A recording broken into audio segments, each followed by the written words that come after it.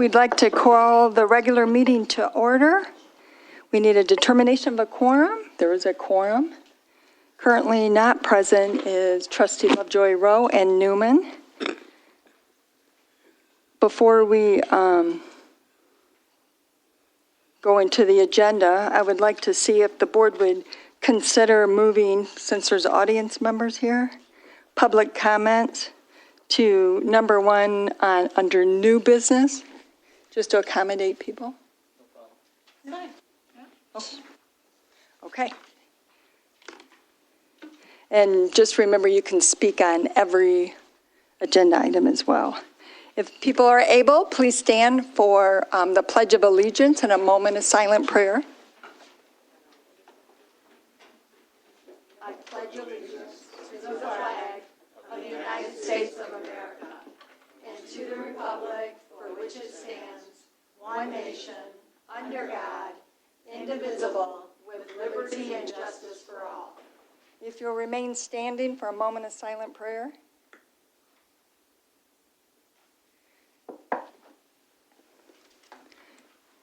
Thank you. The first item is to approve the agenda. Is there a motion to approve the agenda? So moved, Peterson. Motion Peterson. Support. Support Thornton. All in favor? Aye. Opposed? Motion carries. Number 4 is a consent agenda, which are the minutes of the May 20th regular meeting, statements and checks, and the treasurer's report. So moved. Motion Eldridge. Support Peterson. Support Peterson. Is there discussion? Hearing none, all in favor? Aye. Opposed? Motion carries. Item number 5 is the attorney report, general legal update. Mr. Winters? Madam Chairperson, you've received, the board has received numerous letters on a number of different topics, some pertaining to public nuisance cases, some pertaining to zoning issues, others pertaining to an ongoing case in the Washtenaw County Circuit Court that myself, as well as the supervisor and Stan Eldridge, have been attending since October of 2024. Can you hear me back there? At the very back? Okay. The reason why I ask that, sometimes I guess my voice doesn't carry to the back, and this issue is important enough to at least take a few minutes and bring the board up to date as to what's been happening this last week and even yesterday before Judge Ariana Slay. As the board is aware, in October of 2024, one of our township employees was ambushed around 6 o'clock in the morning while reporting to work by a person who pulled a handgun on him, pointed it at him, threatened to kill him, and fortunately our employee had the wherewithal to stay calm, and he ended up calming him down to the point where other co-workers began to arrive, and the person then left the Parks and Maintenance building and went to other township parks. Of course, 911 was called. The sheriff's deputies responded, did a tremendous job in locating this person within hours of the felonious assault, and took that person into custody, and there were some felony charges that were charged that were by the prosecuting attorney. However, this is somewhat ironic. June is always referred to as the National Gun Violence Awareness Month, and is to basically continue to highlight gun violence, the impact it has upon victims, their families, the communities, and the research pretty much right now has been consistent that there are 125 people killed each day in this country by firearm violence. Another 200 people are shot and wounded each day by firearm violence in this country. So, against the backdrop of this National Gun Violence Awareness Day, Supervisor Stumbo, Treasurer Eldridge, and myself on Thursday attended for the 12th time the pretrial involving the defendant who pulled the handgun and felonious assaulted our employee.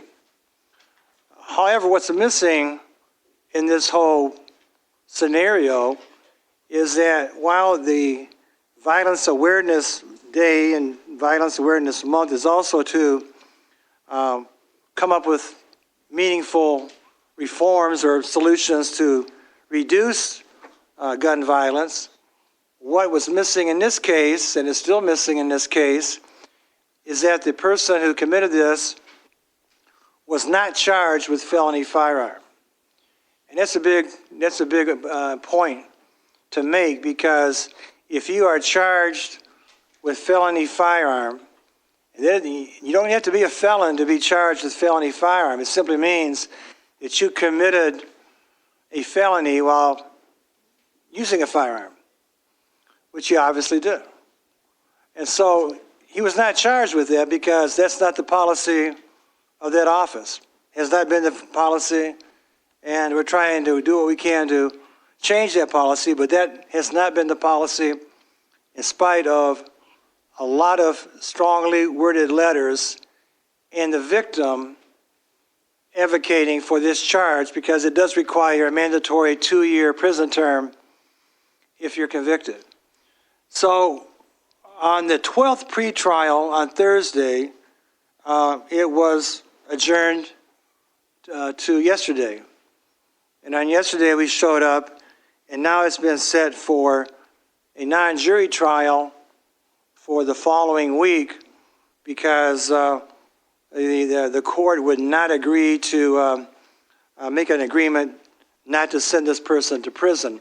In other words, the defendant wanted an agreement that would allow him to serve his time in the county jail, but given the fact that he's been there since October, it would have only been a few more additional months. The reason why I'm trying to bring this up is that somewhere in this whole process, I think they've lost sight on accountability.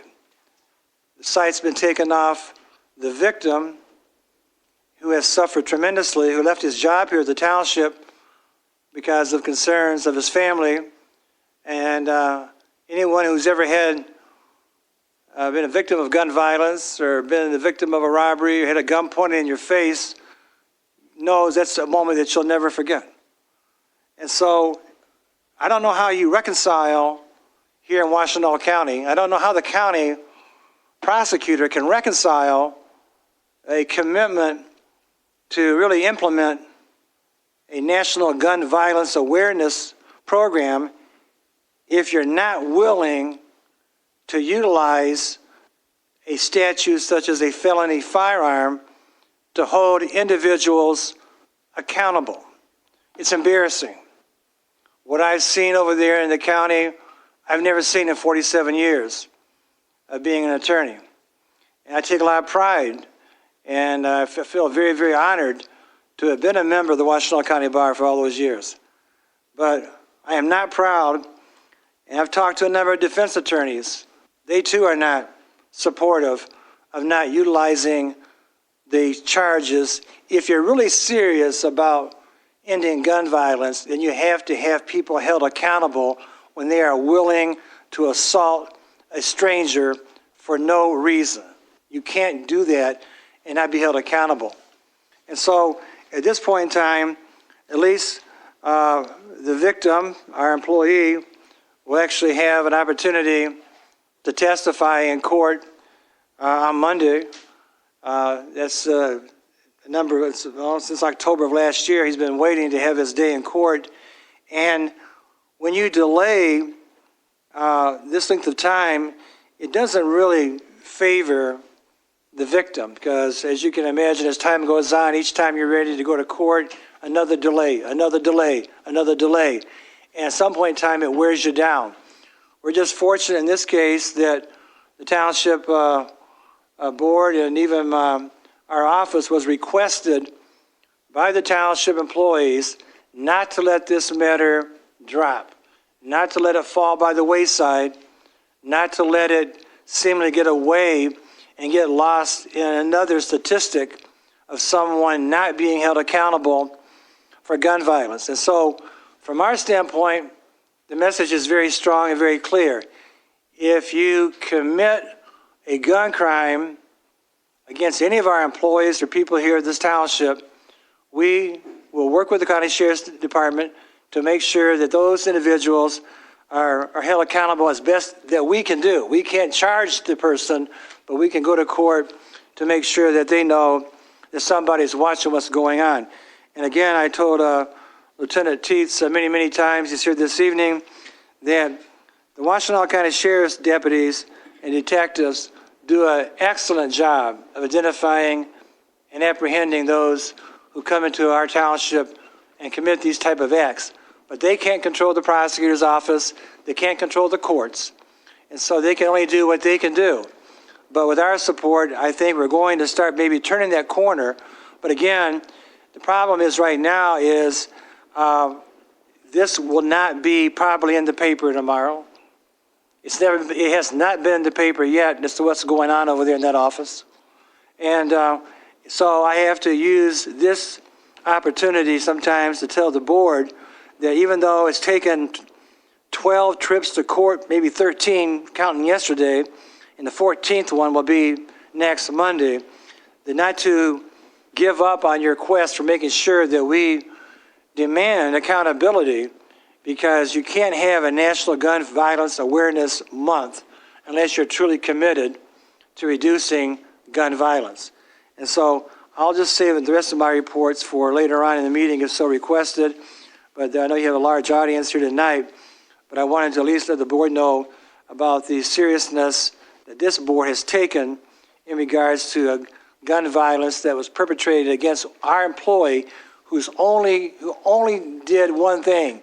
He actually showed up to work, and he showed up to work on time, and he was met with someone brandishing a weapon, threatening to kill him. So that cannot happen, and it should not be tolerated. And we're going to do what we continue. We're going to continue to work with the Sheriff's Department and trying to at least impress upon the prosecuting attorney's office that over the last number of years, all I keep hearing is transparency, transparency. But yet, when you ask for transparency from them to explain your policy, why will you not charge a felony firearm? Tell me the criteria. I may not agree with it, but you have to have criteria. What is it? When do you decide to charge somebody with a felony firearm? It can't be after someone is shot and killed. That's not a deterrent. It's already happened. So I can't get anyone to share with me the criteria. I was told to file a FOIA. I filed 2 FOIAs, only to be told can't fulfill the FOIA because no such policy exists. So again, it's round and round and round in a big circle.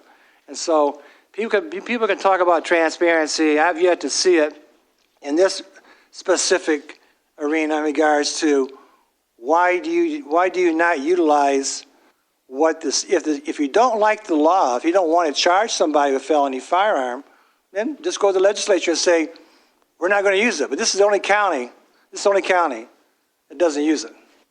And I've talked to prosecutors throughout the state. They just shake their heads when they find out. I tell them the facts of this case, and there is no felony firearm. It's automatically done in every other county in the state of Michigan, not in Washtenaw. And so that's why we spend so much time going to court over there, because if the victim does not have an advocate and does not feel like somebody is supporting him, and we've already, lost a good employee because of this, we can't let it go. We shouldn't let it go, and we haven't. So I didn't mean to digress so long, Madam Supervisor, but it's been a long journey from October to get to the point where we're having this conversation tonight. And so it's not over yet, but it's in the home stretch where we actually have a firm trial date, and that will be this next Monday, and we'll keep the board informed as to the outcome of that case. Thank you, Mr. Winters. Any questions or comments? Yes, trustee Lovejoy Rowe. Apologize for being late, but my key wasn't working. I couldn't get in the building. But I normally traditionally don't vote for the payments and checks because of the attorney's bills that I've been trying to get a copy of for a while, the detailed bills. And one of the things that's on those bills, and I didn't get the latest from the attorney, the court case that the attorney referred to that just attended, so I don't know, but I think we're up to about $20,000 of attorney fees for just going in and sitting in court. And I understand and I believe fully in the same issue, but I just don't, I think that the full-time officials could go and not use that $20,000. And I've sent an email to the rest of the board on that quite some time ago, asking that not happen. And no one responded to that. So I just wanted to go on record as just say that it's not that I'm, against the felony firearm or anything like that, but I just think that other folks can sit in the court and not, I don't think there's a benefit to that. And also, it's my understanding that that is not the reason the employee left. The employee left because they were ahead of negotiations and were really, really upset. So they didn't leave. They are upset about, what happened to them here in terms of the, being confronted and the violence or, being a victim of what could have possibly been a really, really terrible situation.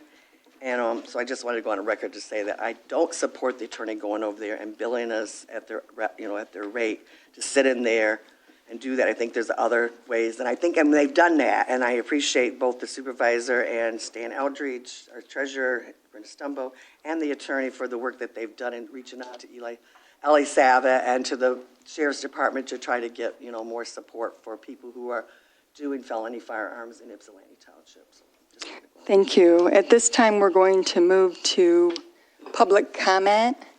So prior to other board members here, we voted or allowed us to move it ahead. Just remember, there's 3 minutes per person, and Trustee Thornton is going to help with that. And if you could address the comments to the chair, please. And if you would state if you're a township resident or not, we would greatly appreciate that.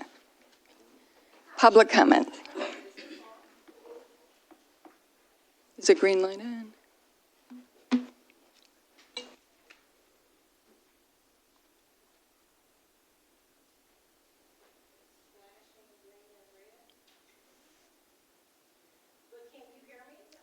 It's on, yep.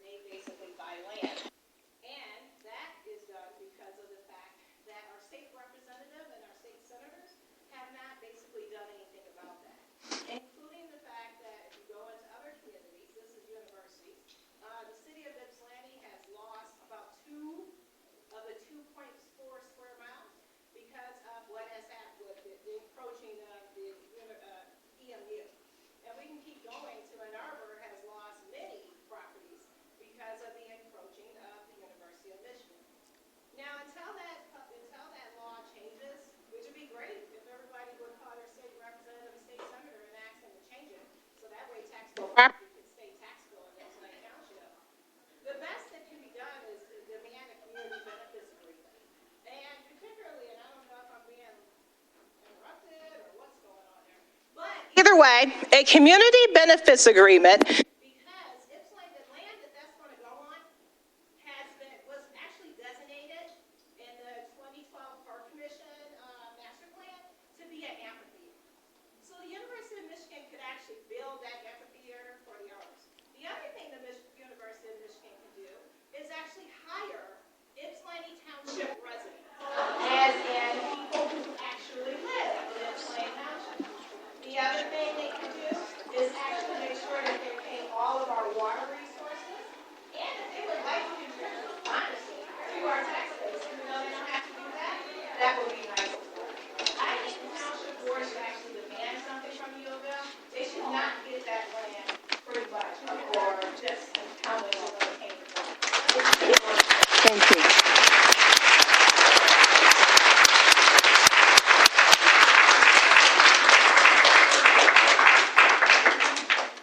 if we could refrain from applauding every time, that'll help us get through it. And as a courtesy, we're letting public comments go first. Thank you.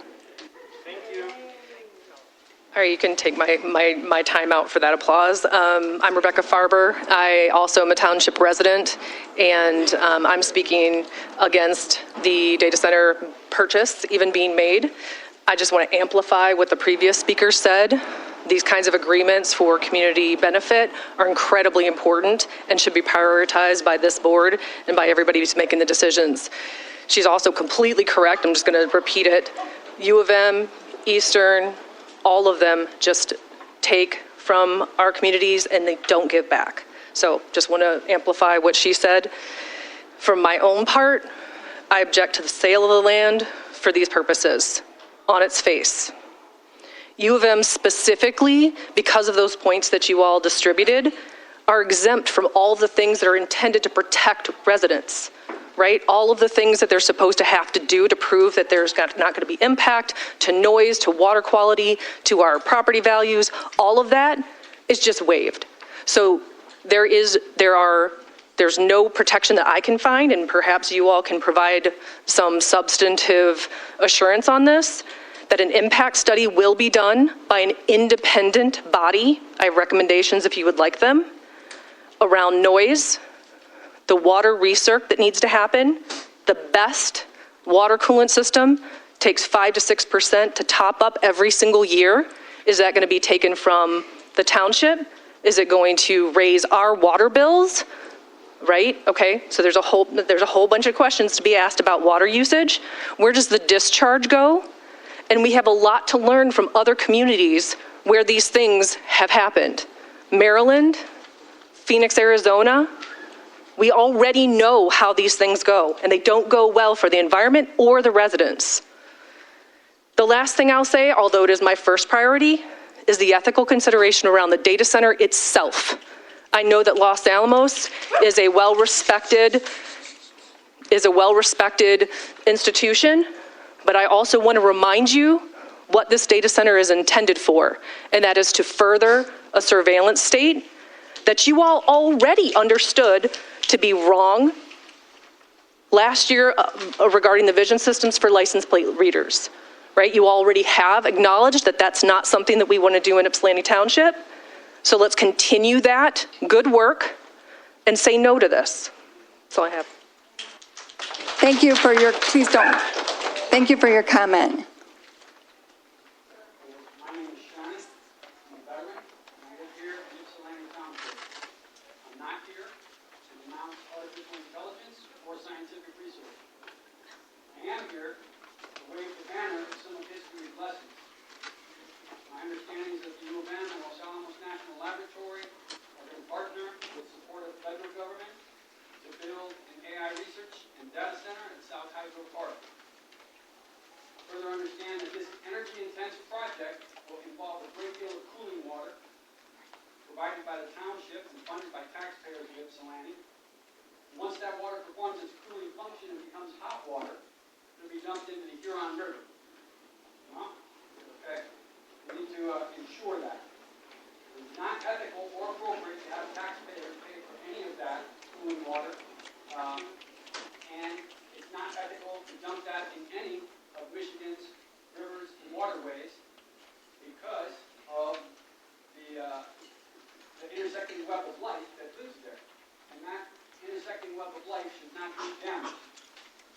Beyond the ethical matters of what taxpayer dollars will go to and the health of our waterways in Michigan, there's a global issue of ethics related to the development of artificial intelligence. Over the last few years, as commercially useful AI platforms have been developed and deployed, there has not been adequate conversation on regulations and backstops that would serve to protect the public from misuse and privacy violations associated with those AI systems. Unfortunately, history is replete with unheeded warnings about the misuse and the weaponization of technology. I cite the following text, and I ask you to pay attention to the subtitles. Dorothy Ornstein's book, The Axe Maker's Gift, A Double-Edged History of Human Culture. Peter Singer's Wired for War, Robotics Revolution. the century. Bissell and Russell's book, The Innovation Illusion, how our obsession with the new has disrupted the work that matters most.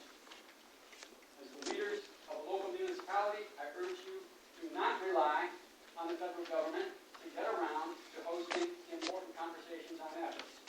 I urge you to use all of the power and creativity that you have to insist that every angle of this project gets examined through the lens of ethics, not expediency. Thank you, sir. Please don't clap, you guys. We're really trying to get through this.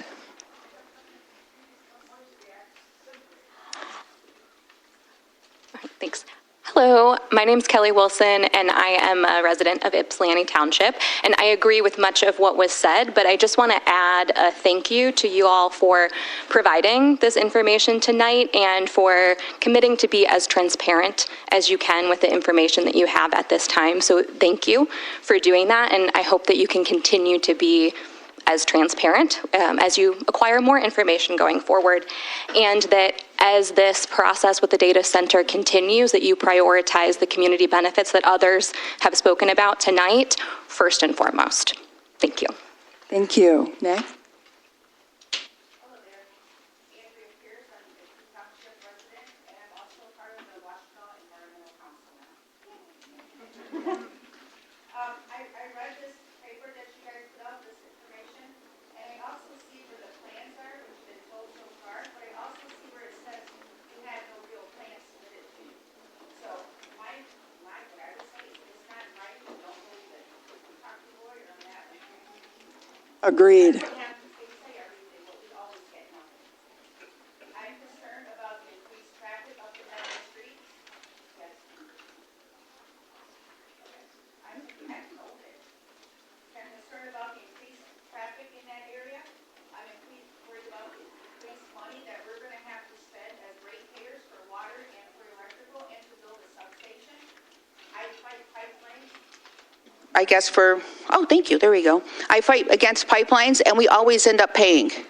They go to MPSC, and they vote it, and we end up paying it. It gets added into our ratepayers. So it does happen. They'll say we don't pay it. That's on their end. MPSC will ensure we do. DTE will make sure we pay for this. I'm concerned about the health issues. I've read from all over the country, different data centers have vibrations. That's what it does. It vibrates when the computers are running, which is all the time. And even more when it's backing up, which causes headaches in people within a 3-mile radius and also gives mental health issues. I really don't think we need more mental health issues or headaches. I've read about jobs. How many jobs are we going to get? And what kind of jobs? Because I'm not willing to sell us all out for $6, $7 an hour for facilities. Cleanup people, I'm not into that. I would think that we need to consider the resilient Washtenaw plan. We have a plan in place. In 2019, Washtenaw County Commissioner said we were in a state of emergency with the climate, and they have a plan. We are trying to become net zero for the county operations by 2030 and net zero for the county by 2035. We cannot achieve that ever with a big data center here. It will not happen. That will destroy any and all goals that we have to protect our climate. Thank you. Thank you, Andrea. Next. Hi, my name is Vidya. I'm a resident of Ypsilanti Township. I first want to say that I share the concerns about local impact with my neighbors, but I also want to share some larger concerns.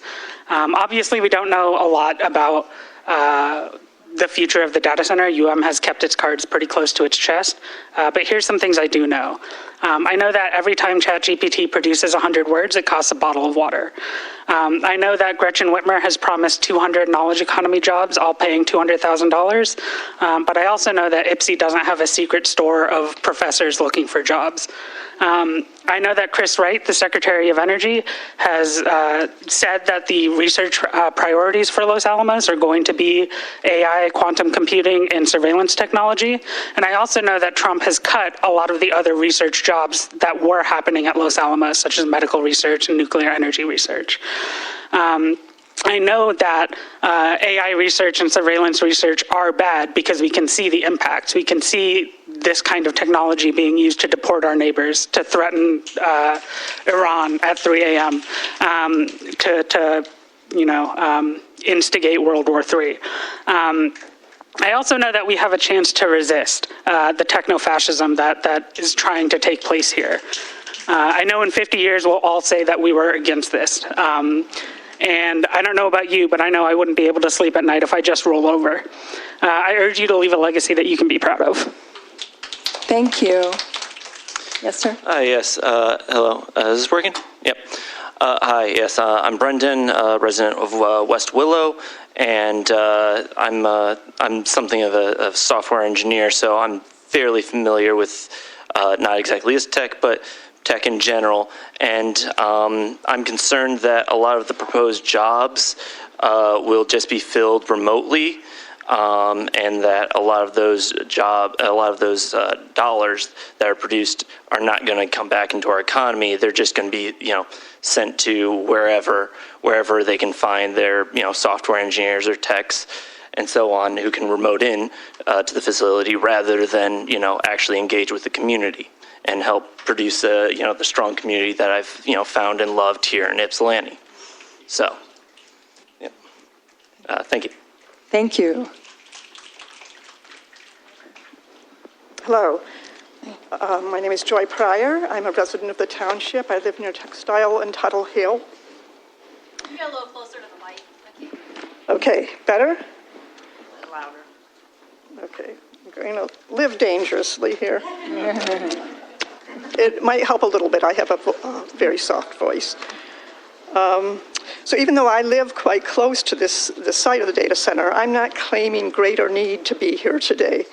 This affects the interconnected parts of the region as well as contributing to a collective dynamic that we all contribute to.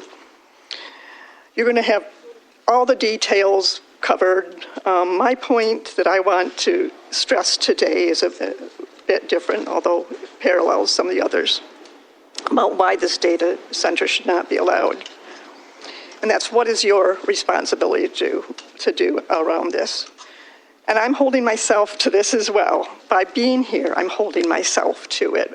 When I first moved to the township, I had come to some meetings, and I determined that it was futile, that decisions are made before you ever hear things, that it just wasn't purposeful. So I stopped coming.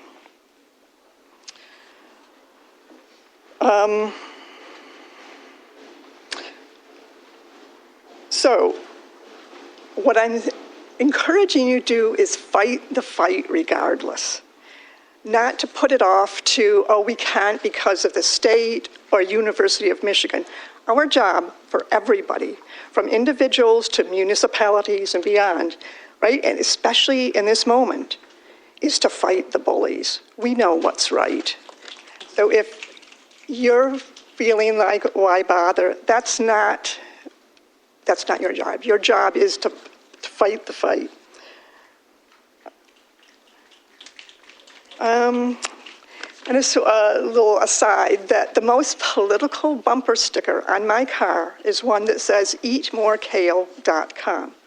It's not about eating kale. Look up Eat More Kale versus Chick-fil-A. We don't win fights by backing out of them. Don't consent preemptively. Thank you. Thank you. Hi, I'm Ryan McCarty. I live in the township. My wife's a small business owner. My kids go to school and stuff.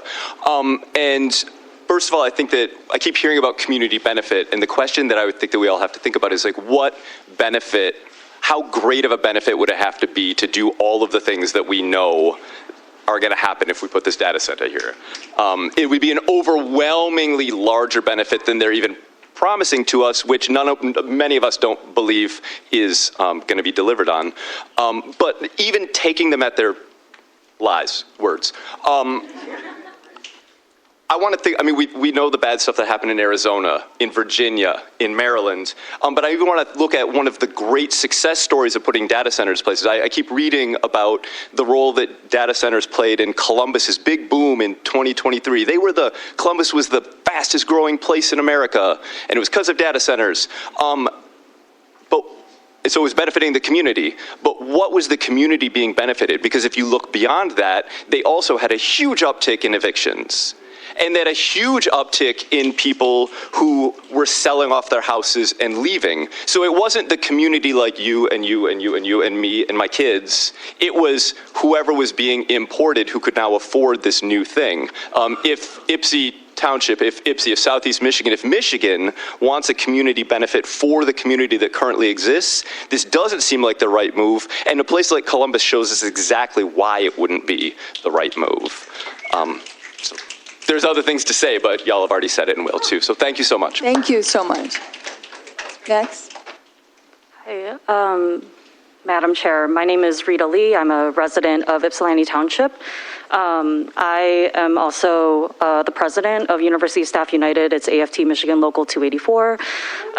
It represents non-supervisory staff at the University of Michigan. I have this mask because I get it for free through my job, right? So like, I'm not trying to give free advertising, but because of my material conditions, it often benefits me to just take on whatever U of M like gives me as crumbs. And I want to speak to mainly like the jobs thing as a labor union president. So core organizers inside University Staff United are firmly against the use of artificial intelligence, and we commit ourselves to opting out of AI use in our jobs and our union at the advice of the same workers who provide U of M's information and technology services that I'm organizing alongside. They are deeply undervalued as well. We are not seeing AI benefit our students that we serve in our first bargaining unit. I'm deeply concerned about the early studies demonstrating cognitive offloading from AI usage. And I appreciate Supervisor Stumbo and Trustee Lovejoy Rowe's response and transparency to my email. Prior to working at U of M, I worked at Pittsfield Township in that clerk's office. I was like basically the person who took the minutes every other month. And I witnessed them confront Walker Chemical, who was also trying to purchase a big amount of land and install like a work center. I ask if the data center comes to the Board of Trustees for approval or like for seeking additional encroachment, that you consider the source of the public comments that are received at that particular meeting. When I saw the Walker Chemical meetings, plural, there were mostly comments from the residents against, and mostly comments from U of M or from Walker Chemical employees and prospective employees in the form of students who were studying chemical engineering. For my intersections, right, as someone who is a U of M employee, who is like taking active steps to work with my employer to seek good paying jobs that value the labor of the workers, that really like understand like how do we all collectively raise the University of Michigan, I'm choosing to object to my employer's choice to build a data center in my home. I'm prioritizing my community here, our community, right? You are representatives of us and you're part of our community. And I also am here speaking on behalf of my neighbors who checked in on me yesterday because there was a power outage in my street. And I just want to highlight that having a data center would increase the number of outages. It would increase the time that I'd be spending with my neighbors, but it would also not be for like barbecues and like watching fireworks and like walking our dogs and just appreciating like all the resources that you have provided over the years as our political representation. Instead it would be right, like lamenting about the fact that now we have this data center that's like, it might not directly be on the DTE grid, which you have purported in the response, but it would potentially, like I think it would still create power outages, water pollution, like all the other people are pointing out. Thank you. Next.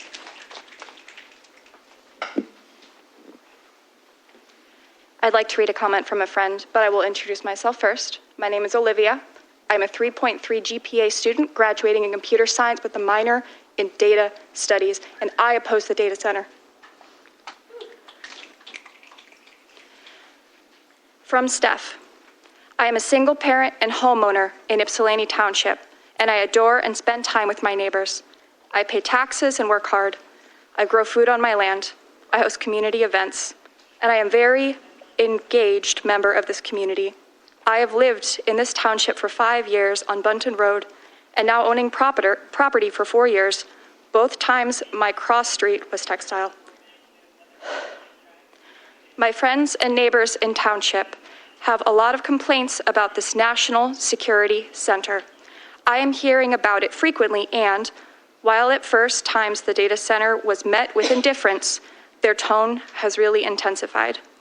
As we learn more and more about what even is a data center, what happens in towns around data centers, read hundreds of articles about data centers being built in the armpits of America, as we watch as our neighboring towns are identified by national security systems and being aggressively raided, as we watch the world suffer drone attacks and deploy true horror movie scripts. The mere idea that the world's most powerful supercomputer data center being built for national security in our town has become a nightmare scenario. Unfortunately, I have friends who live within 30 minutes of data centers around this country, never mind within 2 miles. Just this weekend, my friends who lived around a data center in Ohio were complaining that they can't get a contractor and cited the city's data center build as sucking up all the local contractors. Their town has had to give out generators to residents because of the number of black and brownouts from the stress on the grid already, and it isn't even in operation. I am just at the beginning of learning of what it means to live next to a national security center, and I already don't foresee a future in which this build improves our quality of life. Thank you. Next. Hello, my name is Kikea. I am a student at WCC, and I have experienced industrial zones firsthand. When I was 13 years old, the farmer that lived near my house had to go to a retirement home, and an industrial company bought up the land because there was oil under it. The way that fracking vibrates the local ecosystem is very similar to the way a data center does. I was a active community member then. I'm an active community member now. But my memories through that were that because of the spills and the usage in the municipal water, we could light our tap water on fire. I had constant headaches from the vibrations that would constantly come, and it was everywhere. And my pets almost died in very, very harmful ways because of the way that the pollution that comes from these industrial zones. And the reason why I'm up here standing right now, and I was not going to originally, is because all of the things that are being said in the paper that you gave out were things that were said in my community whenever this happened. The defenses for this data center are identical to the ones that are done all across this country, and the truth of the matter is that it will affect the children. It will affect the people living around this data center. We need to do what's right for the next generation, and it starts now. Thank you. Next. Hi, my name is Ryan, and I am a resident of Ypsi Township. I'd like to read a quote from a presentation being made tonight at the City of Ypsilanti's City Council meeting at the very same time as this one. This is from page 19 of the agenda, cited from Molly Kleinman, a PhD from U of M's Gerald R. Ford School of Public Policy, a research center at U of M with focus areas in science and technology, including AI, and the applications of such technology to public policy. This is their view on data centers, and I quote, "Data centers create problems for host and neighboring municipalities due to increased energy rates, more energy instability, high water usage, air quality, and noise," end quote. They also go on to say in their next bullet, quote, Data centers do not create long-term, high-quality jobs, end quote. I happen to agree with Molly Kleinman's assessment of the impact data centers have on surrounding communities. Take a quick look online and you'll find article after article outlining communities dealing with big tech data centers that are destabilizing their energy grid, polluting their air, depleting their groundwater, and burdening their municipalities with legal battles. We should heed the cautionary tale of the data center unfolding in communities throughout the country. Just last night, our township had a power outage that impacted approximately 4,500 residents. Do we really trust DTE to accommodate this data center and prioritize our community's data grid or energy grid? The township should take immediate action to protect our community by purchasing a critical piece of this land being sold by Norfolk Southern before the sale is finalized. We cannot allow this facility to be constructed in Ypsi Township, or we will have to deal with more energy issues, air pollution, noise pollution, and waste of Ypsi's water supply. I also agree with the comments of my fellow residents regarding the surveillance concerns of these technologies. Thank you. Thank you, sir. Next. Hello, I'm Cam. I'm a community member and also a poet, and I've written a poet for you on behalf of the water, and it is 3 minutes long. You have a river inside you, your body 60% water. Your eyes gaze at me through a lens of water as I speak. This is a poem about water and about you. We gathered at North Hydro Park to discuss how to talk to you about water. We made a feast and we fed each other. The water we breathed out became home in someone else's body. We were held and loved by a green space, oxygen, sun, life. No generators. The blackbirds in our ears, we dipped our toes at the shore. A man caught a walleye, a robin caught a worm. A community caught a town on the brink of a critical choice. A river kept flowing, its body a channel to speak with the past, its body a home to bugs, birds, unborn fish. I traced my finger across the map of Michigan, east along the Huron, from the banks of the park, carving out its presence. I exist and will keep moving. Its flow asserts, like this curve carving my own body in space. This body of water, greeting the Great Lakes, becomes a kidney, filtering out human-made toxins. What a gift it is to be a decentralized river. You are made of water too, don't forget. Interdependent, global citizen, life map, and affiliation with us all. The Anishinaabe writer Leanne Simpson says, water asks of us to think on a scale outside of the present moment and our own immediate needs. You could be a life giver too. Trace the Huron with your finger from North Hydro Park to Lake Erie, this kidney outside of you that is you when you turn on your tap. Are you getting thirsty yet for the data center's wastewater? I ask the fourth graders I teach if they know what pollution is. They say, yes, of course, it's forever plastics, it's in the air, it's in our water. They don't say it's in their bodies. It's in their bodies. Why don't we say it's in their bodies? Why don't we say their bodies are a dumping ground? Why don't we say that data centers that dump into rivers contribute to harming their bodies? Trace your finger down the map, down the Huron. At each juncture, every town the river touches, remember your mother, warm within her, she who was your first lake. The fluid inside our bodies, our eyes, this water we live among, we touch, we drink, how it moves. We give this water downriver. It flows to others who mother, the mothered, the people, the birds. I want to witness you clearly with the water around us, within us, as you refuse to hand over this water, this land, to be poisoned by institutions clouded by short-sighted profits and war. We can exist without supercomputers, without circling our town in a nuclear bullseye. We cannot exist without this river, sacred, our watershed, lifeblood. Trace the Huron eastward. We are connected by this water, by the choices we make in this moment, how long the river lives. It keeps going. Our decisions, their consequences for generations. Keeps going in the bodies of our children, and then your finger is submerged in Lake Erie's wide embrace. You become that water. Water would reject a business deal with death. Water says, I exist and will keep moving. Water is within you right now, creating the conditions for life, the present and the future, to emerge and continue. This poem is about you and us, about the water inside us all. Thank you very much. Please hold your applause. Next. Hello, I am Finn McCarty. I am a student at Washtenaw International High School, or I will be after the summer is over. And I've noticed that nobody has brought up the glaring fact that Los Alamos, pretty sure that's how you pronounce that. I forgot over the course of standing here. But a large group of that company was one of the major pieces in the group that worked to create the atomic bomb and invent it.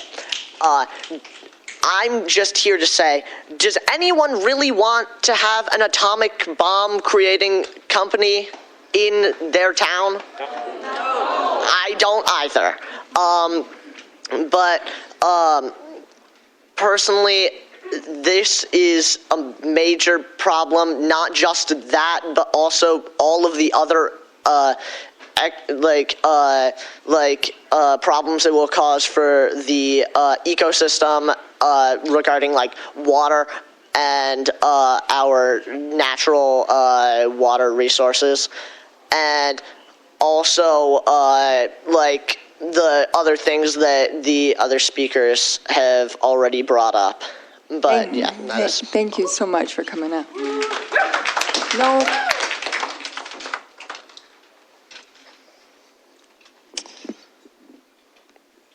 Hello, everyone. My name is Brian. I'm a community member.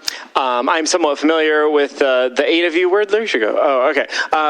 One thing I know about the 8 of you is that, and I mean this seriously, you are not fools. You're not fools. You don't believe what U of M and Los Alamos are trying to sell you, right? Because every single project that has destroyed a community has been backed by very official memos and people who make a lot of money acting like it is absolutely ridiculous that anyone would oppose some project. And you understand this dynamic because you're not fools, right? So how do we know what a project is going to bring? Trusted third-party verification, which is not present here. But we're all these people gathered here today sort of know what's happening. We understand the dynamic. U of M and Los Alamos are gleeful to turn this township, our neighborhoods, our people, our green spaces, our air, and our water into a sacrifice zone.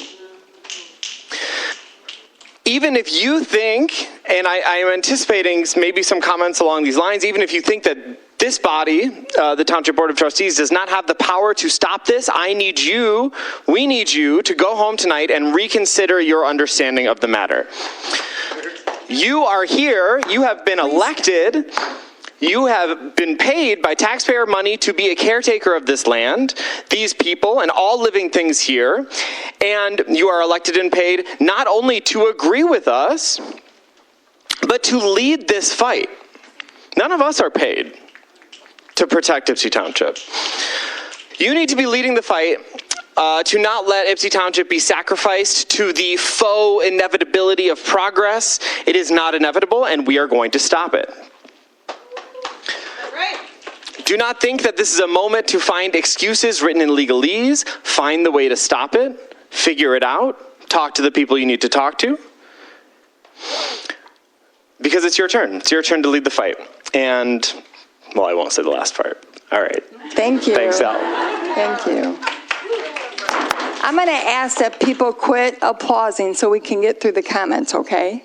Thank you. Next. Hi, my name is Shannon Snyder. I hate public speaking. I didn't come prepared. Thank you, Brenda. I've seen you at my community meetings, my monthly meetings with my neighborhood ambassador. So thank you for being so involved and for representing us.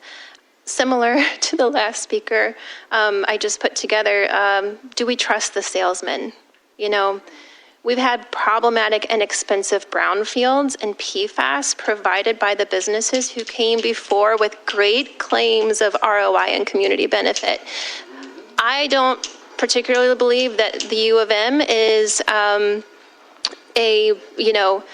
they intend, this is not their intention to leave our community with more pollution and more problems than what they're trying to solve. I believe that they're good actors.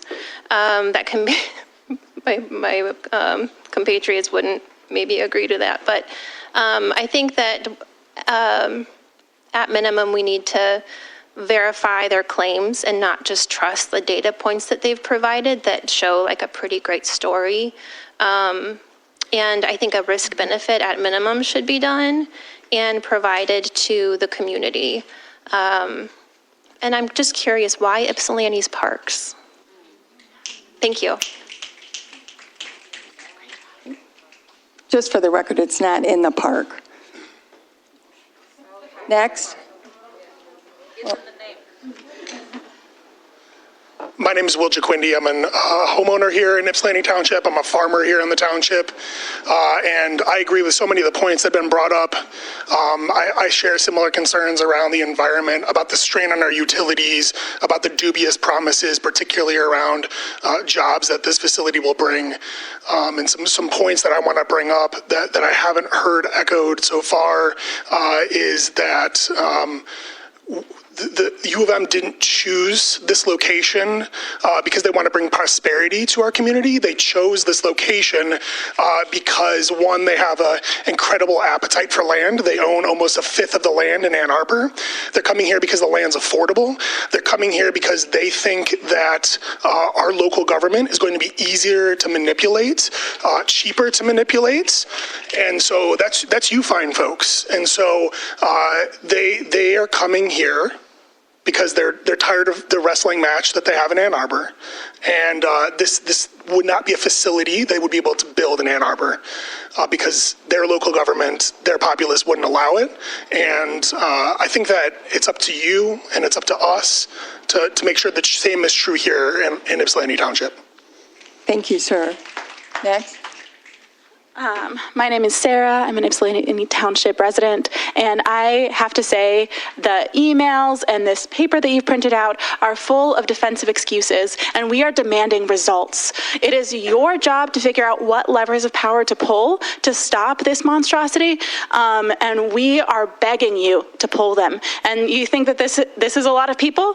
I think that we have many numbers, and that we are very dedicated to this cause, and that we will keep coming back until this thing is stopped. So, you know, the drum line outside is a lot of fun, but imagine that constant loud noise all the time, forever. That is what a data center is promising. The data center will be loud, and it will be there, and it will be using energy 24/7. That is not the way that I want to live, and I don't think it's the way that you all want to live. And I don't want you guys in 5 years to be like, oh, dang, I could have done more. And I think that, you know, in my physics training, something that was really important and pressed upon me is that the people who worked on the Manhattan Project regretted it for the rest of their lives.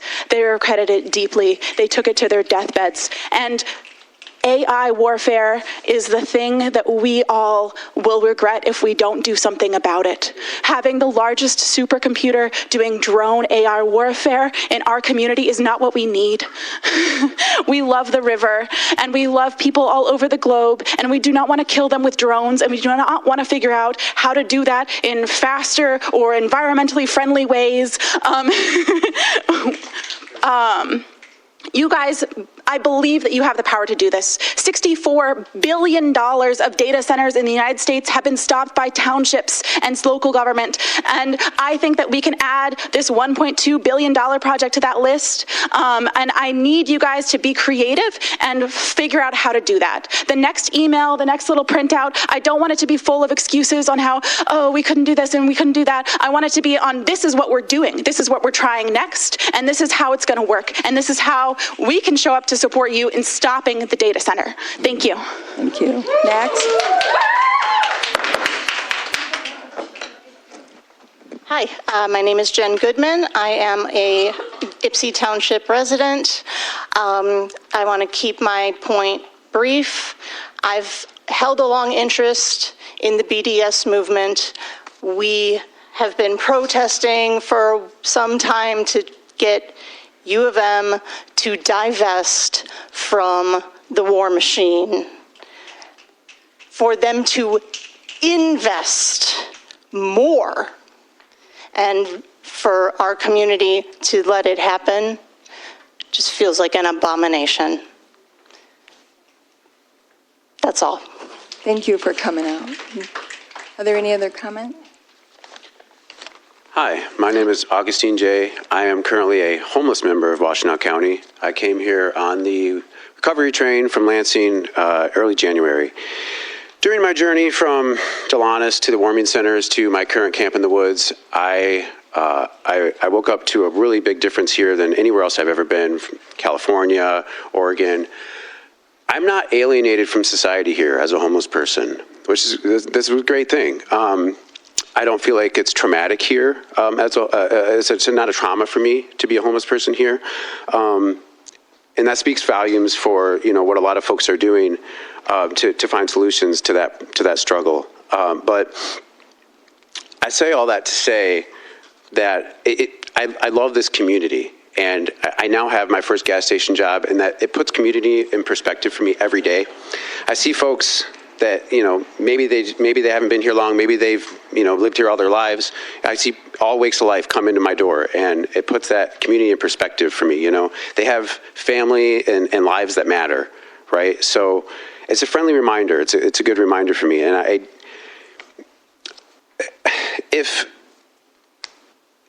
to those that would approve the data center and just kind of shit on the community that I'm falling in love with, I would say that, people that have these are people that have like a heavy old foot in this community. They've had they built lives here, right? Maybe they grew up here.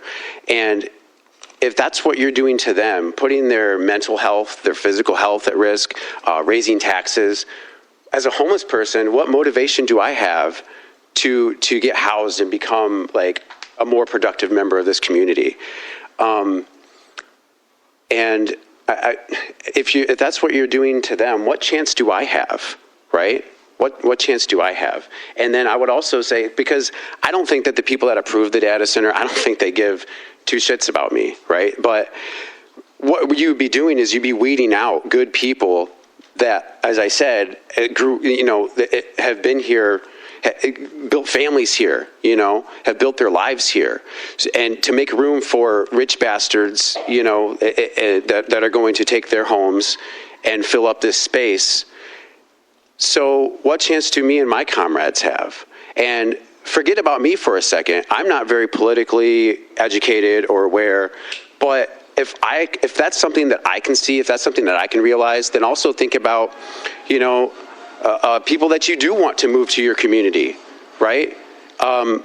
They're not going to want to move here either when they see what's happening. So that's my 2 cents. Thank you. Thank you, sir. Next.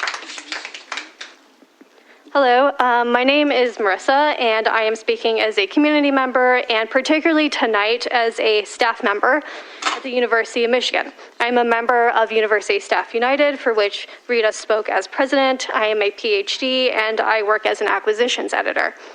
This means that every day I work with faculty members and graduate students on research that they publish.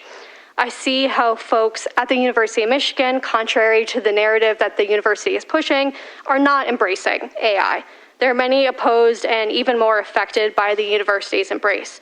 So I want to speak to the idea that what this data center is going to produce is going to be worthwhile knowledge. It is not.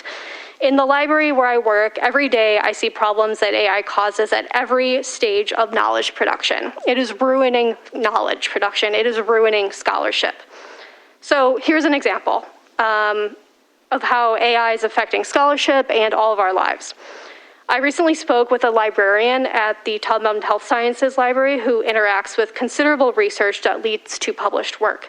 She remarked to me that thinking is a muscle, and shifting some of these things to AI will cause these muscles to atrophy. Although skeptical, she acknowledges that the important use of AI algorithms in diagnostic tools and, for example, breast cancer screening improvements. However, other uses of generative AI in her field have included the development of systematic reviews, which are essentially powerful tools in clinical decision-making. The misuse of AI in that process, which normally takes 18 months, and using AI can have that process completed in mere hours, which can have dire consequences for healthcare. In such cases, the uses of generative AI in what the medical field considers a gold standard process has the potential to influence healthcare practices and further influence scholarship, cycling back the misinformation that is created by using AI into misinformation in articles and research and ghost citations. So all that to say is that is just one example of how we think AI is doing a lot of good work, but in fact it is affecting these processes in dire manners that actually can have life or death consequences for people. And AI generally all leads necessarily to the dilution of scholarship at every level. Whereas faculty have become experts in a field over the course of their careers, undergraduates are now moving through the higher education system without the same toolkit to conduct critical thinking, reading, research, writing. The established scholar using generative AI concerns me, but I'm most troubled by the emerging scholar. I feel that this data center is helping to promote that use of generative AI and helping to promote the idea that AI can produce worthwhile scholarship. And maybe there are, minor instances in which that is true, but on the whole, we are inviting a system that is not a system of knowledge. It is diluting scholarship. It is diluting the research that we all depend on, whether that is in the sciences, humanities, healthcare. All those things are going to affect our lives every day. So I don't think we can afford to be careless. Thank you. Thank you. Next. Good evening. I appreciate everyone's comments tonight. Thank you. This is on a different subject, okay? I want to talk about the service drive in Michigan Avenue. I got 2 comments. The fence that's dividing it. Thank you for fixing it because it was ran down in 2 spots. But can we please get it fixed better than what it is? It looks like a 2-year-old fixed it. It really looks bad. And I want my neighborhood to look good. Everything else is beautiful except for that fence. So if we can please get it fixed right. It just looked like they threw it up, together. And it looks horrible. Okay. The second thing is, there was a meeting last night with the New West Willow Neighborhood Association, and some residents came out, and apparently around 536 DeSoto, around that block, there is becoming a rat infestation. I thought they were going to come tonight. I don't know if you can help out, or I know some are renters, some are homeowners. I don't know what to do. I'm coming to you to see if there's anything you can do or if they're on their own. That's my 2 comments. Thank you. Thank you. Any other comments? Hello.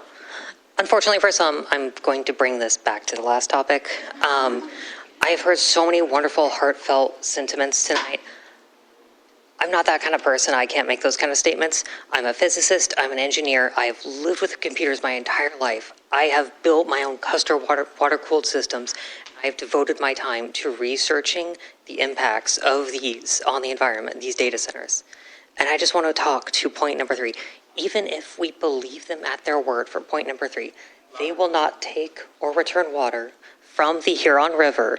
If the project moves forward, they will pay for water and sewer connections. Even if we believe them in that statement, it is really important to address one misconception that I've heard all throughout tonight.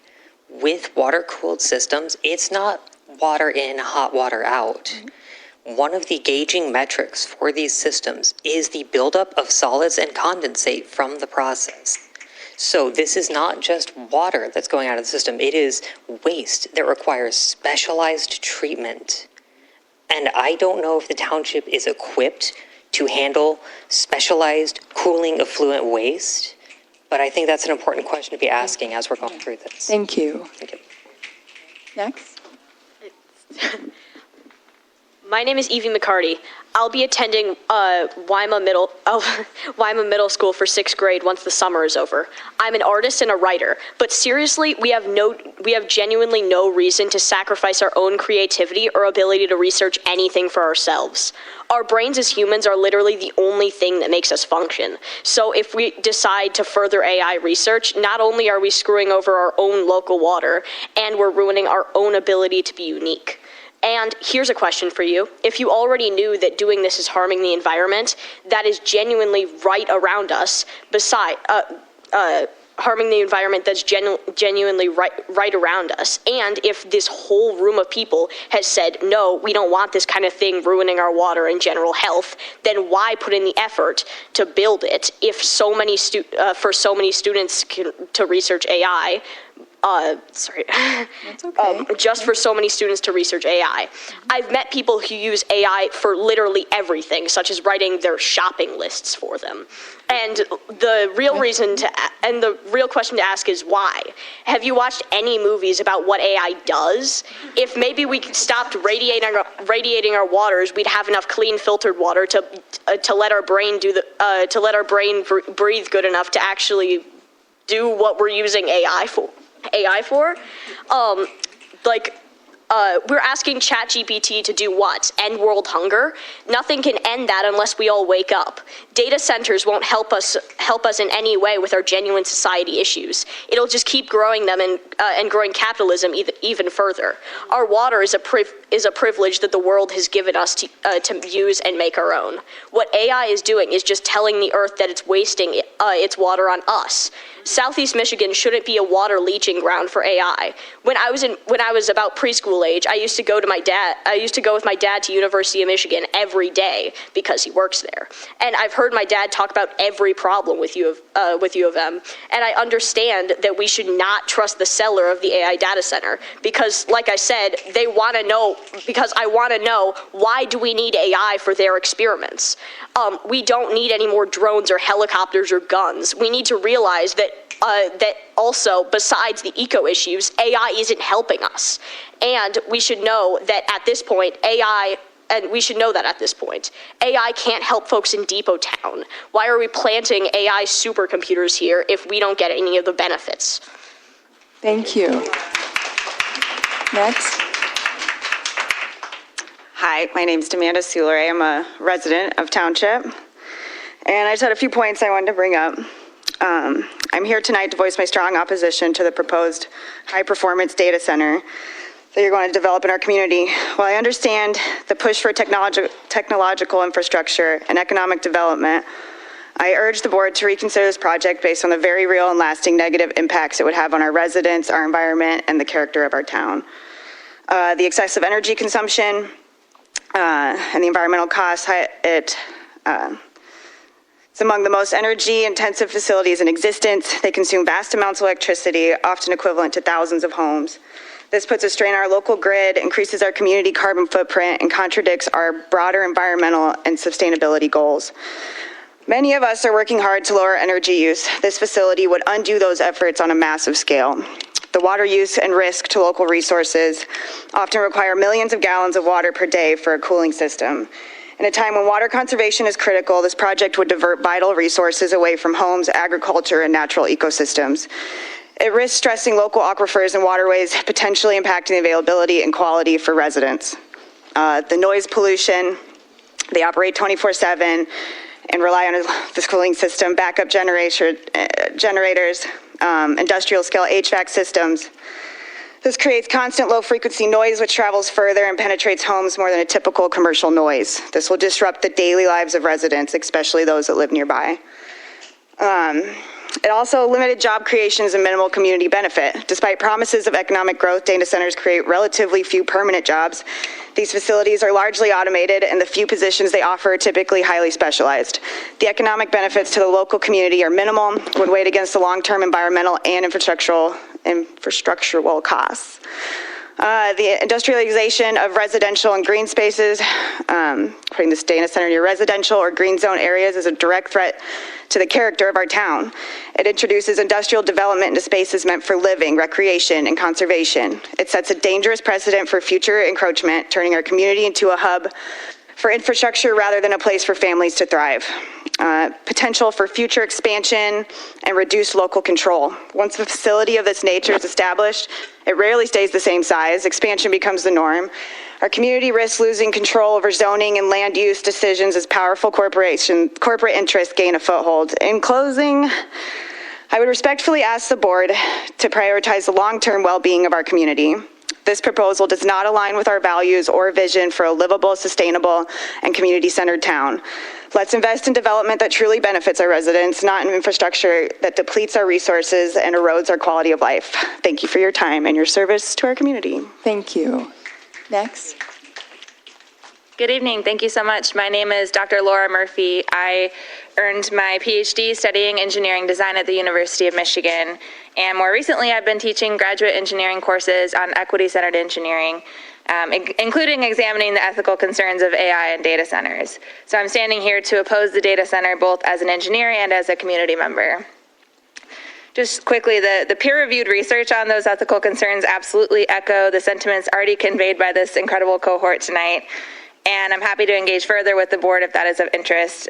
In short, data centers have been shown to cause intense damage to the surrounding environment, both through the physical damage as well as the sound pollution, and especially as our renewable energy infrastructures have not been created to withstand the demands of a data center.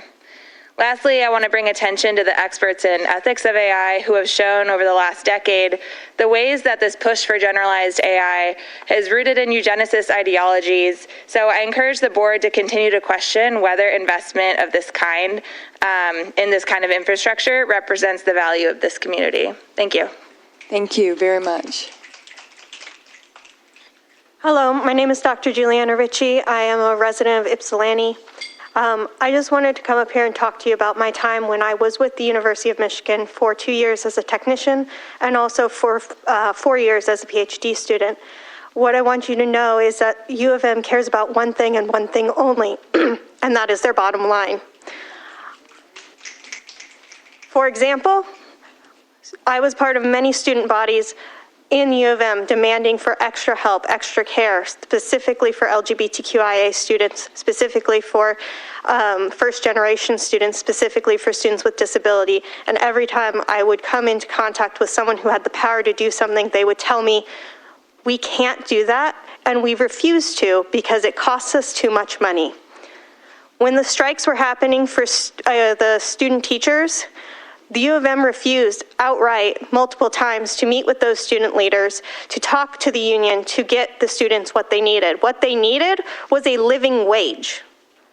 On the Board of Regents is a man who owns most of the apartments in Ann Arbor. He had the power to give those graduate students a break in rent and instead gave them an effective 5% cut in their salary and then raised their rent by 20%. So when I say that University of Michigan does not care about this community, I mean it. They don't even care about their own. Thank you. Thank you. I waited in that big long line and all of a sudden it's my turn. My name is Allison Shores. I am a member of the community. I work with local farmers. We very much use soil to feed our people and the waterways here. But most importantly, my title, I hate public speaking, so I feel tearful, is mom. And 11 years ago, I became a mom, and 7 years after that, and then 3 years after that, I became a mom again. And the most important thing I decided to do was use my voice so those kids could grow up with clean water and clean air and inherit the home that I worked hard to buy that will have resale value, that they can grow food and have puppies and live their life. And bringing data centers to our community will destroy all of that, and I do not say that lightly. Thank you for taking your power very seriously. You were voted into listening to us, and you were voted and moving accordingly to what we are saying as community members. Thank you for taking that call seriously and doing what you can to stop this. I thank you in advance. And lastly, this sounds so corny, but I just watched the movie Erin Brockovich. You guys remember that movie? Yeah, that's based on a real life story, and it's cool, and she's a badass. Can I say that? She's tough. She's tough. And she goes and she fights for the people, and she gets them what they needed, but what they needed was not to be filled with cancer. What they needed was not to have their community destroyed. They don't need class action lawsuits. They don't need millions back in reparations. They don't need that. They need to live a healthful life. Parents with their families, kids cancer-free. We do not know what this is going to do, and we love a new shiny thing all the time. The iPhone 12 that's released with the most radiation ever, that's giving people cancer on their hands from just holding it, that's an oopsie after we've all held the iPhone 12 for forever. And we cannot afford oopsies. We cannot look back and go, sorry y'all. Please hear our voices and take it seriously. Thank you. Thank you. Next. Okay. Hi, everyone. Hi. I wanted to thank you for being here and for listening to all of us that have shown up. I'm a resident of Ypsilanti. I'm a public health graduate, and I'm also a medical researcher at U of M. I see some people starting to get a little bit checked out, and I want to ask you to stay as present as you can because there's too much at risk for all of us in the room. I'm speaking tonight asking community members in position of power to even give half of the passion to all of us here. There's a lot of people outside making good noise, making good food, and coming together in community because we care about this town and this land and its people. I'm coming here sharing a lot of the thoughts that I've heard here tonight.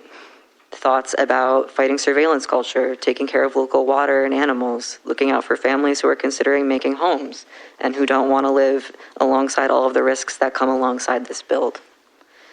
My friend and their dog take the same hiking trail at Hydro Park and have for 7 years. They took me on the same walk last week only to find out that it had been bulldozed. Imagine the weight of losing so much more than this trail at those parks. We've shown up with our hearts and our minds, and I ask that you do the same for us. Thank you. Thank you. Are we almost close to being done? And then we can have public comments later too, but are we close? How many more in line? Okay. I'll be brief. Hi there, my name is Alice. I have a natural resources degree from MSU, and I moved to Washtenaw County about 2 years ago to pursue work in habitat restoration and live amongst the many parks and preserves this county offers. I shudder to think where we'll end up as a community 10 or 20 years down the road should we choose extractive tech industry over community parks and health. I will not raise my future children in the shadow of this harbinger of surveillance and ecological destruction. Too many communities have become sacrificial zones for these incredibly loud, incredibly pollutive centers. All to benefit a university that does not pay local taxes, yet will benefit from local infrastructure, including police and fire. The same university that actively encourages censorship and surveillance of its own students and yet claims to be an advocate for social and environmental justice. That's all. Thank you. Thank you. Next. Good afternoon, board. My name is Sean Knapp. I'm a lifelong Ypsilanti Township resident. I'm here tonight as a representative for Ypsilanti Community Utilities, who is the water and sewer provider for the area. I've heard a bunch of questions from you guys, so I just wanted to kind of touch on a couple things. The township doesn't supply the water, YCUA does. Our consumer billing standards and rules strictly prohibit any type of free water service, so there will be no free water service. YCUA is a member partner of Great Lakes Water Authority. We are uniquely positioned to deliver water. Both systems right now are operating well below capacity, meaning if they were to come, we would still be able to continue the same level of service to our community because that's the township and the city are our founding communities. I know there was a thing about higher bills. Increasing the usage would help mitigate overall cost by improving efficiency and cost distribution. Discharges into the Huron River, I can't comment on that, unfortunately, because that would be more of an Eagle thing. That's not under the jurisdiction of YCUA. But if there were any discharges into the YCUA sewer, we do have they must comply with our sewer ordinance. This ordinance is in place to protect our collection system and our plant, prevent system interference, and ensure proper handling and management of our biosolids. So just know that we have the best interest of Ypsilanti Township and the city of Ypsilanti and our member communities in our interest. And water quality is number one for us as well. Okay. Thank you. Thank you. Don't, you guys, please. Hi, I think you guys have heard a lot of good reasons to not support this. I think it'd be very easy for y'all to go home and feel like, well, I wouldn't approve it, but my hands are really tied. It's out of my hands. Somebody else is doing this, somebody more powerful than me. Actually, in this instance, y'all are uniquely positioned as like a local government entity to actually make a difference on this. And there's huge case studies of local townships and municipalities that have been fighting these data centers successfully. We don't usually win against pipelines getting built that are going to pollute our waters or uranium mines, those sorts of things, but data centers are being won by local politics and politicians deciding to act and be creative and rezone, reform their tax policy, file lawsuits. I wanted to point y'all to a couple resources for y'all. One of them is a case study set by the Data Center Watch. It's titled 64 billion of data center projects have been blocked or delayed amid local opposition. And it goes into different, all the different victories that have been won in this realm by other localities. The other is the KAIROS, KAIROS Fellowship. They wrote an organizer guide called The Costs of Data Centers to Our Communities and How to Fight Back. You guys have the power to do something about this, and we expect you to. If you don't do your due diligence, the rest of us are going to keep fighting. The easy way for this to be put down is for y'all to fight with us, but we will fight against you and against this data center if it comes down to it.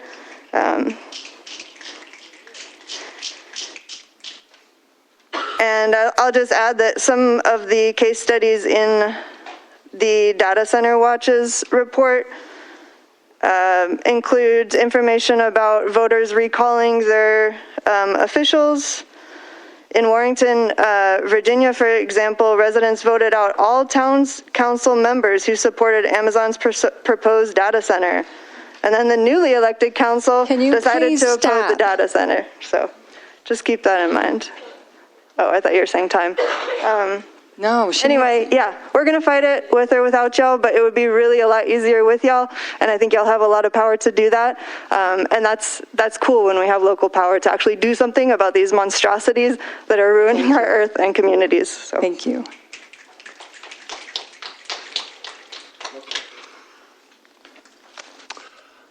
My name is Ayami. I'm an Ypsilanti Township resident. Before I moved to Ypsilanti, I was originally from Genesee County, and I was part of the Occupy Flint protests. We were trying to fight against the emergency manager being instated. We failed. This is not a case of an emergency manager, but I do believe that the effects will be very, very similar. Maybe not exact, but I do think that the parts are all going to be played the same.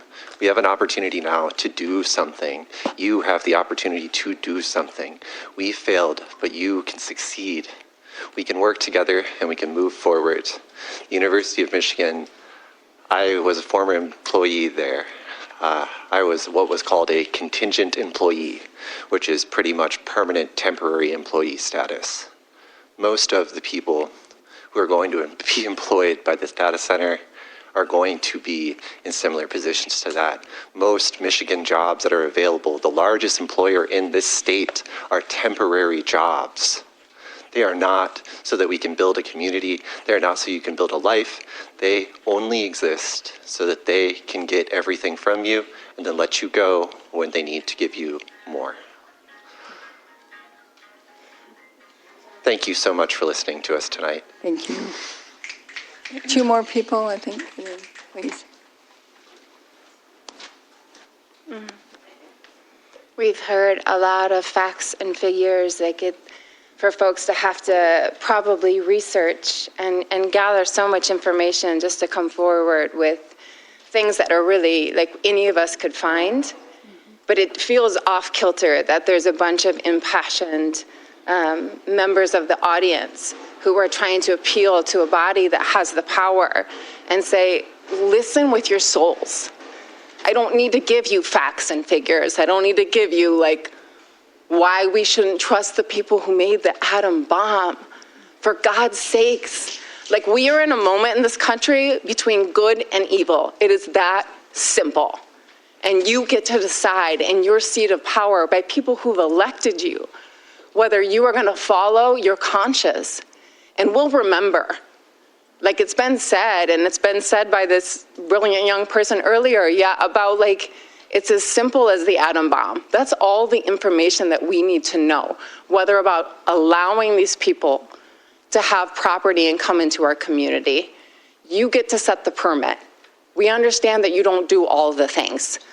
But as far as saying you don't have the power to actually put a wedge, the state of the country right now, we have to find whatever opportunity that we have to disrupt, to put a wedge, to stall, to make these things that are just pure evil. We have to slow them down at the very minimum. And look at how beautiful this is with all the community coming together to speak up for each other. I'm a resident of Ypsilanti, but I know people who are coming up to this mic. And for me, not only do I want to fight for myself, but for everybody else who's here and their children and those children and like beyond and beyond and beyond. And that is what we are entrusting you with when we vote for you. And if this thing passes, I tell you that everybody in this room who's so fired up will advocate for none of you to be voted in again the next time. That's how critical this is. That's how serious we are about fighting for ourselves and for our community and a different future. Not even a different future, a different present. We want to live in a world where we get to prioritize joy and living, as Allison said earlier, on farm and having your kids be able to be free and run around and be able to focus on community. We shouldn't even be here fighting for this right now. This should be a non-issue of an obvious evil that we just say, no, thank you. We do not want this here in Ypsilanti. And it's obvious how U of M feels about Ypsilanti and why they're coming in now. Thank you. Last comment. Jeremy Haley, Township resident. I was actually in the jury room yesterday morning, so we were dismissed because the case was settled. There's just one criminal, I believe it was that one you guys went to. And the Washtenaw County prosecutor, he's failed this county, and now he wants to move on to a higher position in the state. We should not let him. If he's failed the county, why are we going to vote for him for a higher office? So please don't. He will. They just seem to fail upwards. No matter how bad they are, they just keep going up. I think people just vote for them to get them the hell out of the way to somewhere else. U of M is not for free speech. Have you ever been to a U of M Regents meeting? They only allow 10 speakers and 2 minutes each. So they are not for the people, okay? With the guy, you guys vote for these regents. You can vote them out. Don't vote for them if you don't like them, all right? And get people, talk to people. If you get somebody to go after their position, do it. You know, I thought about doing something like that, all right? The data center, there's nothing we're absolutely going to be able to do about it, because in the big, beautiful blunder that's coming in Washington, there's a paragraph that states there's a 10-year ban on state legislation legislating anything on data centers and AI stuff. That's coming federally. There's nothing there you guys or anybody's going to be able to do. There's a paragraph in that big, beautiful blunder that is about to pass in Washington. So when that passes, nobody's going to be able to do nothing for 10 years. They're just going to ram it down our throats, and we're going to take it. And they've hooked up with the company Palantir. Lord of the Rings lore, if you know any Lord of the Rings lore, the Palantir is the all-seeing eye. You can see the past and the present. The wizard, white wizard, uses it and it corrupts him and goes evil. And that's with our federal government now. An interview with one of the CEOs there mentioned they used it in Europe already, and they used it to take down the far right in Europe. The far right doesn't exist in Europe no more because they used it there. It depends what you call far right. Larry Ellison was in an interview speaking about body cams for cops. And he's the owner of Oracle. And basically he said they're not used against cops, they're used against you to record and report on you, the citizens. And he went into great detail. And just keep that in mind, the AI is going to be used to surveil us and create social credit scores where we're not going to be able to do much because we're not socially deemed sociable or something. Thank you. Thank you. All right, board members, do you want to take a break, or are you okay to keep going through the agenda? A short recess, please. All right, we're going to take a short recess. There's going to be a people's